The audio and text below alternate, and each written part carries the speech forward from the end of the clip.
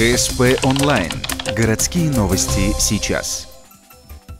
Пятница, 12:00, кабинет мэра Ухты. Здесь Александр Бусарев решил обсудить со СМИ несколько последних достаточно шумных публикаций. Первый вопрос: почему ярмарки выходного дня не бывать на Первомайской площади? Градоначальник объяснил: это для блага нашего ухтинского предпринимателя. Дескать, наш родной коммерсант, чтобы содержать магазин, сильно тратится. И на тебе аренда, и зарплата, и контроль осуществляй, а приезжий нет. В результате оборот у предпринимателей, которые в городе реализует товар аналогично, падает оборот.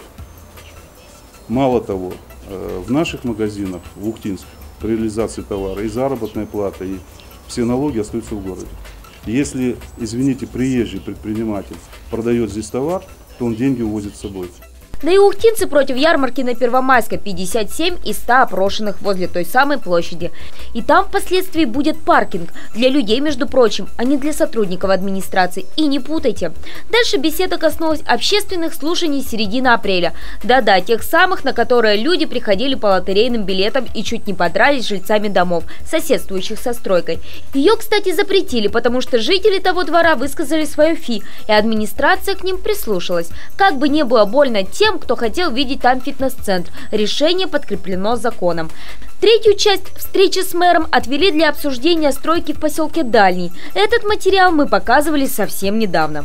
Ежедневно наблюдаю за теми безобразиями, которые здесь творятся. Тем более, как по своей депутатской работе знаю, что из 6 домов, которые здесь, 4 уже сданы по бумагам. Но на сегодняшний день вот нету ни ограждения, плюс сделали вот это болото, вот эта помойка. Здесь дети, люди, то есть все эти жители постоянно наблюдают за этим. Оказывается, если строительство закончилось в первых 3 и последних 3 месяцах года, обустройство двора переносят на период с мая по сентябрь. Есть СНИП, номер его имеется. Кстати, вот. В нем черным по белому в этом СНИПе сказано, что при плановом вводе объектов в эксплуатацию в 1-4 кварталах для северной зоны Российской Федерации и в апреле месяце и соблюдение нормативных сроков строительства разрешается перенос срока выполнения отдельных видов работ. Что понимается под отдельными видами работ? Это устройство верхнего покрытия подъездных дорог к зданиям, тротуаров, хозяйственных, игровых, спортивных площадок.